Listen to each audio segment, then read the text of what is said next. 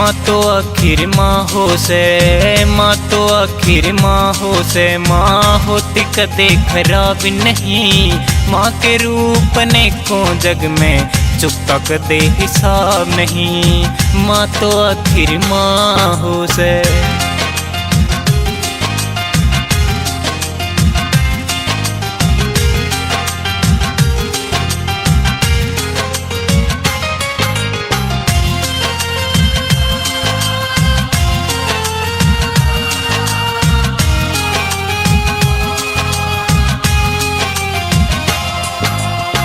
एक तमाता वाह हो जिसने जाम्या और खिलाया, खुद तसो के गिल्ले हमने सूखे के मसुलाया।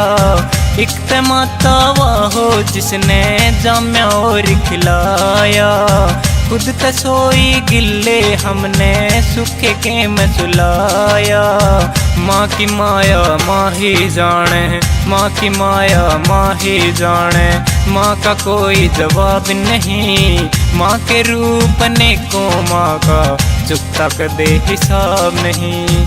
माँ तो आखिर माँ हो से।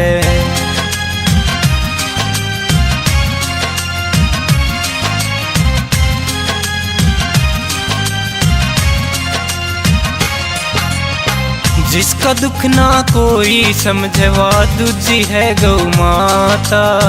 दूध घी जिसका है अमृत गोबर काम में आता। जिसका दुख ना कोई समझवा दूजी है गौ माता। दूध घी जिसका है अमृत गोबर काम में आता। गाथा गावे धर्म सनातन, गाथा गावे धर्म सनातन। देखा करते ख्वाब यही, माँ के रूप अनेकों जग में चुकता कदे हिसाब नहीं। माँ तो आखिर माँ हो से।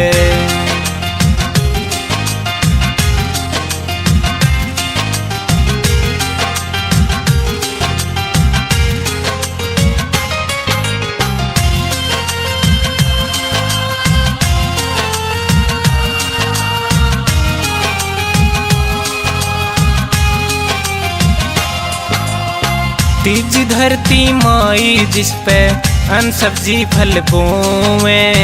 इसकी गोद में पैदा हो सब, गोद में इसकी सोवे। तीज धरती माई जिस पे अन्न सब्जी फल बोवे।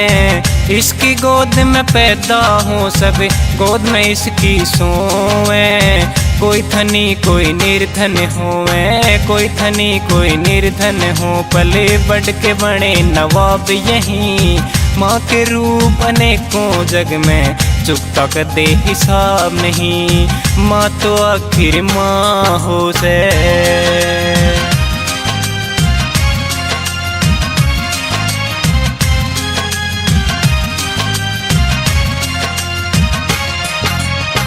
गंगा माँ में जो भी यारो जाकर डुबकी लावे। जिंदगी भर के पाप काट के स्वर्ग लोक में जावे। गंगा माँ में जो भी यारो जाकर डुबकी लावे। जिंदगी भर के पाप काट के स्वर्ग लोक में जावे। फौजी संत कुमार क्युमा पे, फौजी संत कुमार क्युमा पे। छपती कोई किताब नहीं, माँ के रूप ने को माँ का चुकता कदे हिसाब नहीं। माँ तो आखिर माँ हो से।